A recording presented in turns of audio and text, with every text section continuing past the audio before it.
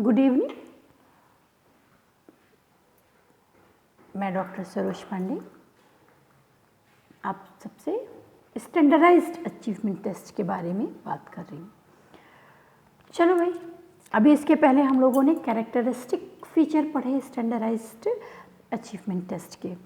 अब इसके इम्पोर्टेंस क्या है, इसका इम्पोर्टेंस भी तो देखेंगे, क्यों है भाई ये इतना इम्पोर्टेंट हम लोग के लिए।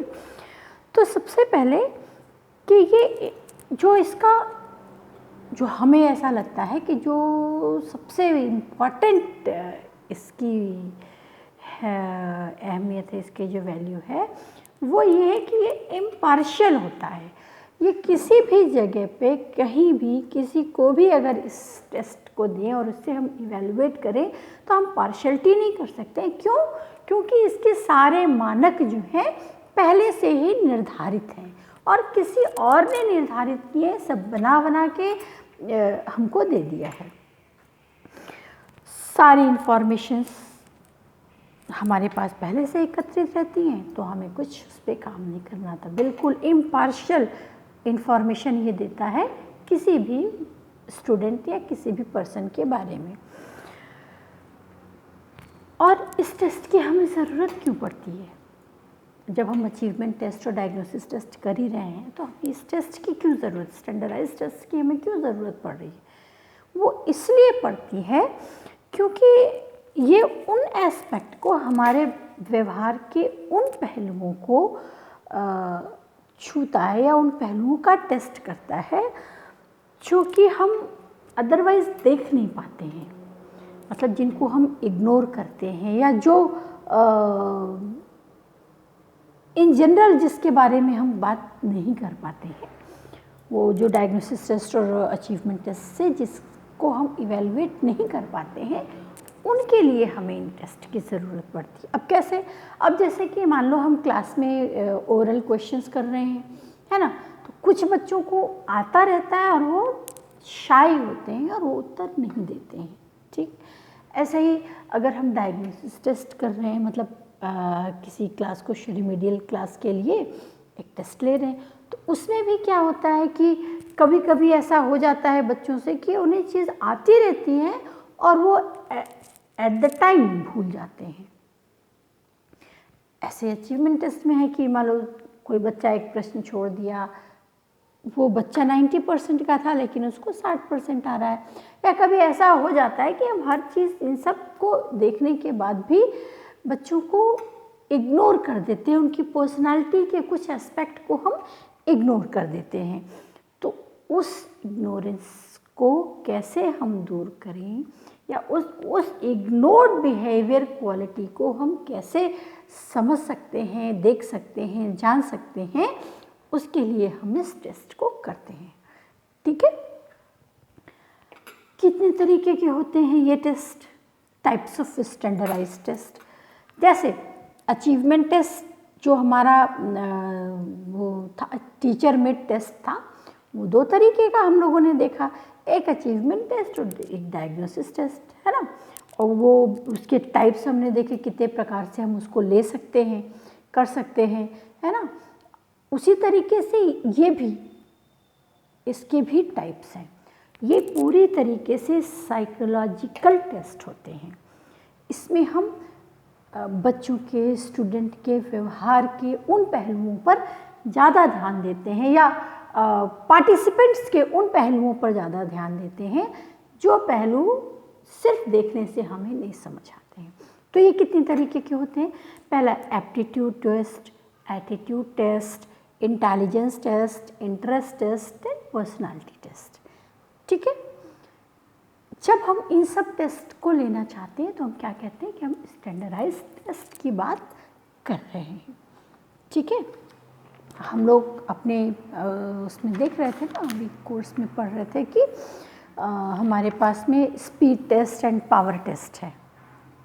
इन दोनों के बारे में हमको बात करनी थी। कुछ बच्चों ने हमसे पूछा भी था कि ma'am speed test and power test के बारे में हमें बता दीजिए। तो ये दोनों टेस्ट हमारे स्टैंडर्डाइज्ड टेस्ट हैं, speed test and power test. अब हम आते हैं उन टेस्ट पर जिन टेस्ट को हम अपने बीएड में इस्तेमाल करते हैं, बीएड के स्टूडेंट जिन टेस्ट को कर सकते हैं या जिन टेस्ट के बारे में उन्हें जानकारी होनी चाहिए, उन टेस्ट के बारे में अकॉर्डिंग टू CSJMU यूनिवर्सिटी के सिलेबस के तरह हम आज बता रहे हैं। तो 2 टेस्ट थे हमारे, हैं अभी सिलेबस में, speed test and power test. ये दोनों टेस्ट जो है ना बेटा, ये पर्सनालिटी और इंटरेस्ट टेस्ट के लिए, attitude and ability test, aptitude and ability test के लिए होते हैं। अब पर्सनालिटी के बारे में अगर हम बात करते हैं तो ये जो पर्सनालिटी टेस्ट है वो कोशिश करता है कि हमारे पर्सनालिटी के डिफरेंट एस्पेक्ट को, अलग अलग पहलुओं को टेस्ट करके बताए कि कॉन्फिडेंस लेवल क्या है, हमारा इंटरेस्ट लेवल क्या है, स्पीड ऑफ वर्किंग क्या है, और ऐसे करके इस पर पर्सनालिटी टेस्ट पे है ना वो होता है। अब फिर एप्टीट्यूड टेस्ट क्या होता है? एप्टीट्यूड टेस्ट में हम इंटेलेक्चुअल एबिलिटी के बारे में जांच करते हैं और रीजनिंग एबिलिटी कितनी है बच्चों की। एप्टीट्यूड, ये तुम लोग एग्जाम में देते हो ना, एप्टीट्यूड टेस्ट है, तो वो क्यों होता है? वो हमारे इंटेलेक्चुअल और रीजनिंग एबिलिटी के लिए लिया जाता है। एप्टीट्यूड एंड एबिलिटी टेस्ट जो होते हैं वो कब लिए जाएं? भाई अब कब हम लोग बात करते हैं ना, भाई कब लिए जाए, क्यों लिए जाए, लिए ही क्यों जाए? तो ये टेस्ट हम तब लेते हैं जब हम ये जानना चाहते, जब हमको ये पता रहता है कि बच्चा या कोई व्यक्ति, कैंडिडेट इस वक्त अपना हाईएस्ट परफॉर्मेंस लेवल देने के लिए तैयार है, तो हम एबिलिटी एंड एप्टीट्यूड टेस्ट लेते हैं। क्योंकि हम जब ये टेस्ट देने के लिए तैयार होते हैं तो उस वक्त हम अपना मैक्सिमम एफर्ट दे रहे होते हैं। कहाँ? कॉम्पिटिटिव एग्जाम्स में, या किसी सब्जेक्ट विशेष के चयन में। मान लो हमको कंप्यूटर साइंस चाहिए, तो कंप्यूटर साइंस हमको लेनी है, हमें मिलनी है, उसके लिए स्पेसिफिक टेस्ट अगर हमको दिया जाएगा तो उसमें हम अपना 100% देंगे ना, हम पूरी तरीके से तैयार होके आए होंगे कि ये हमारा मैक्सिमम लेवल है और इस लेवल तक हम ज़रूर जाएंगे। जब उस स्थिति में बच्चों का टेस्ट होता है, कैंडिडेट का टेस्ट होता है, तो हम क्या कहते हैं कि एबिलिटी एंड एप्टीट्यूड टेस्ट ले रहे हैं। ठीक है, इतना समझ में आया?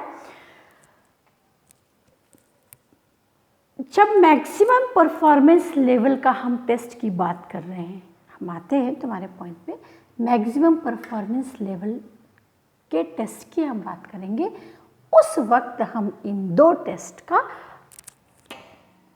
ध्यान करते हैं, 2 टेस्ट की बात करते हैं। एप्टीट्यूड एंड एबिलिटी टेस्ट होते हैं ये दोनों, एक स्पीड टेस्ट और दूसरा पावर टेस्ट। ठीक है, समझ आया? ये दोनों क्या है? स्टैंडर्डाइज्ड टेस्ट के अंतर्गत 1-2 तरीके की टेस्ट है। Aptitude and ability test, type of standardised test हमने देखे ना, aptitude, ability test, interest, personality, सारे। उसमें ये एप्टीट्यूड एंड एबिलिटी टेस्ट के ये 2 प्रोसेस हैं, ये 2 टेस्ट हैं जिनको हम पढ़ेंगे, speed test and ability test.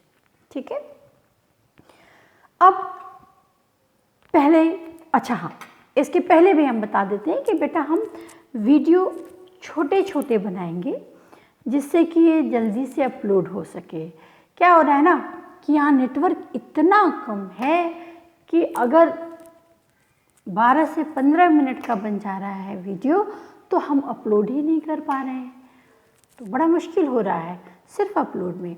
तो हम छोटा छोटा बनाएंगे बेटा, जिससे कि जल्दी से जल्दी फटाफट भेजते हैं, लगातार भेजेंगे तो मैं तो तुम सारे लगातार देखना। और जैसे अभी स्पीड टेस्ट और पावर टेस्ट तुम्हें पढ़ा रहे हैं हम, तो इसके जितने हैं 2 या 3 वीडियो बनेंगे, वो तीनों वीडियो ध्यान से देख लेना। उनको देखने के बाद हमसे क्वेश्चंस करना, और कमेंट पे क्वेश्चंस करोगे तो हम कमेंट पे देंगे, अदरवाइज़ कभी हम ऑनलाइन पे आएंगे तो ऑनलाइन पे देंगे। ऑनलाइन हालांकि आ नहीं पा रहे हैं तो कमेंट पे ही तुम हमसे पूछ सकती हो कि मैम इसको हम कैसे समझेंगे। ठीक है, अब हम स्पीड टेस्ट की बात करेंगे। नेक्स्ट वीडियो में हम स्पीड टेस्ट की बात करेंगे।